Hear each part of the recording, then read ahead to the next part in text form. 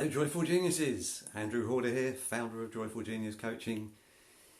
I've been spending the last decade and a half or so helping solo practitioners, solo coaches, consultants to find their genius and then to take it out into the world having fully stepped into it. I talk about my 3 steps to genius, don't I? Which is step up, own up to having a genius, truly step into that genius, and then step out with it into the world once you've truly embodied it. Got the suit on today.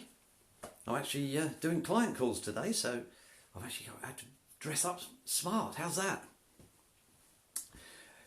Today I want to talk about what I call the inspiration of irritation. Irritation can be a good thing. And it can be a great way to inspire yourself, to motivate yourself, to take your genius out there into the world and to make that difference in the world that you're here to make. See, there's 2 types of genius. There's 2 types of irritation. There's the irritation that comes from judging that something is bad, something is not right. You know, these people are stupid, these people are, they're not agreeing with me. That kind of irritation, that's probably not particularly helpful. But there's another kind of irritation which comes from an awareness that the way that is happening is leading away from what it is that you would love. The green jumper, I don't wear the green jumper all the time now, Pauline. Just most of the time. Yeah, thank you. I do look very smart. You see, irritation creates a little bit of discomfort for you. And the thing to think about with that is, does that discomfort of irritation, is that coming from intuition or is it coming from instinct? And there's a big difference between those 2. You see, in the modern world, the discomfort that comes from instinct is the irritation, the discomfort that comes from feeling that you're in some way under threat. And back in the day when we were fighting saber-toothed tigers and all that, that was a really good thing, and you really needed to take notice of it. So that's the instinct side of it. But discomfort can also come from intuition, as in, that just doesn't feel right. There's something not right about that doesn't gel with how I know the world to be, even if I can't explain it. It's a feeling of what's not true for you, what doesn't work with the world that you're here to create. In access consciousness terms, we talk about feeling whether something is light or heavy. So you might get an uneasy feeling about something. Ask yourself, is this because it goes against what I've been taught, or is it because it just doesn't feel true to me? And the simple way to do that is just say to yourself, truth.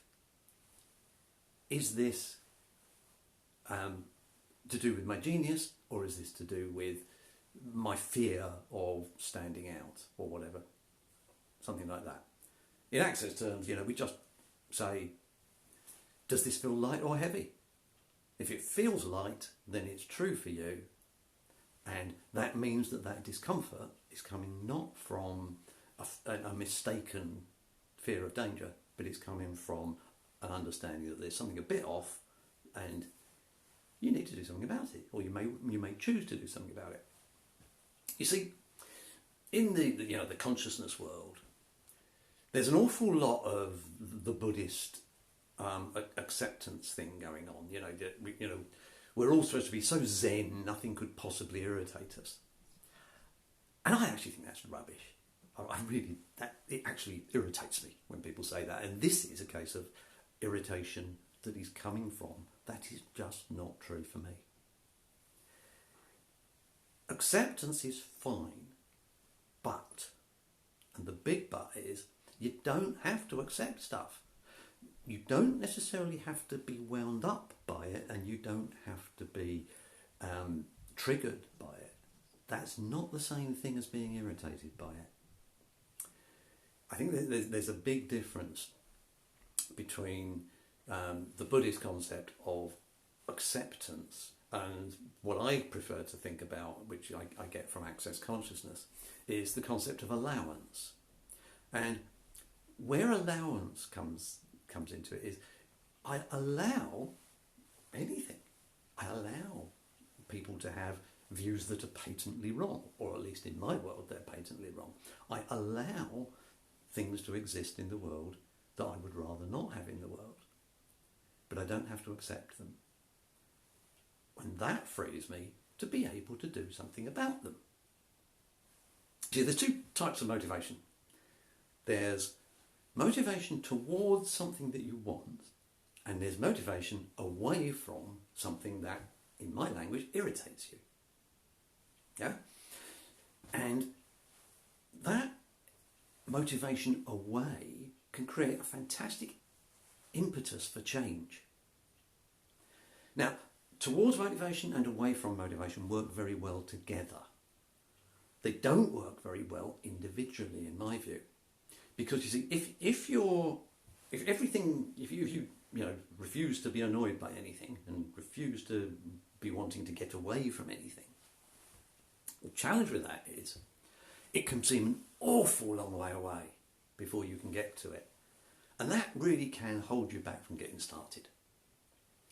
Conversely, if you're working off away from motivation, say something you don't want, then yeah, it's a great energy to get you moving, but once you're moving, once you're in motion, once you're getting further away from the problem, then the motivation drops. You need the two together. So you need some away from some irritation, in the context of this, to make you take action.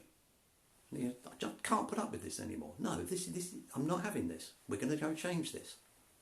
But then once you're in motion, yeah, that activity, that irritation that sets your genius free.